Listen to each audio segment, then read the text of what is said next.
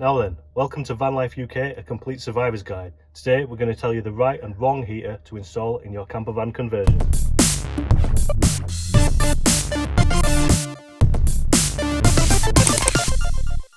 So there are two types of diesel heaters, but this isn't a video where we tell you which one is right for you. This is a video where we tell you that one is right and one is dangerously wrong.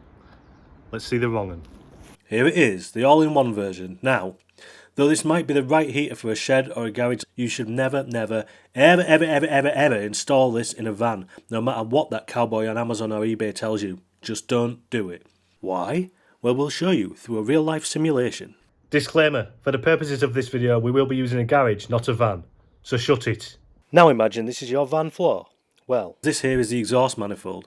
This is what you would attach your exhaust pipe to, but as you can see, on this model, that would leave a large gap between the manifold and the van floor, meaning that the exhaust pipe will be partly inside your van.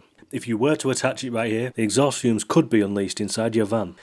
Even if you were to lop those legs off like a madman, there would still be a big gap between the floor and the manifold for fumes to escape through. In order to create this visual demonstration, we intentionally overprimed the heater to make it smoke, and loosened off some of the Jubilee clips, as can happen when attached to a moving vehicle.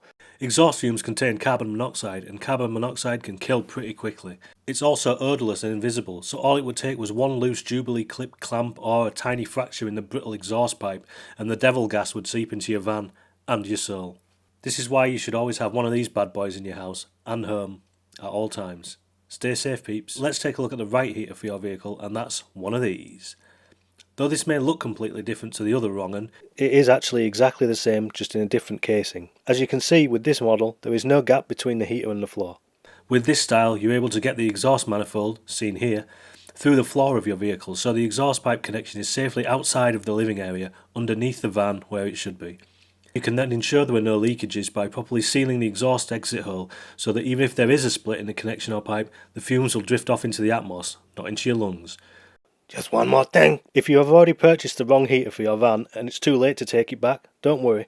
As we've already pointed out, they're exactly the same underneath the casing, so it is possible to remove the heater itself from the casing and install it safely like you would the correct one, but you will need more fuel line, a fuel filter and probably a bigger fuel tank. But again, make sure you always have one of these bad boys with you at all times, just in case.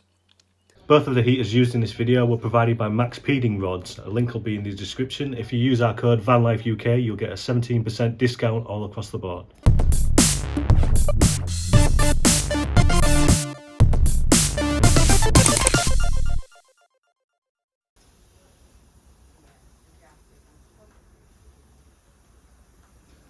Oh, you're still here? Links are in the description. Oh, toddle on. I've got work to do. I've got 4 of these.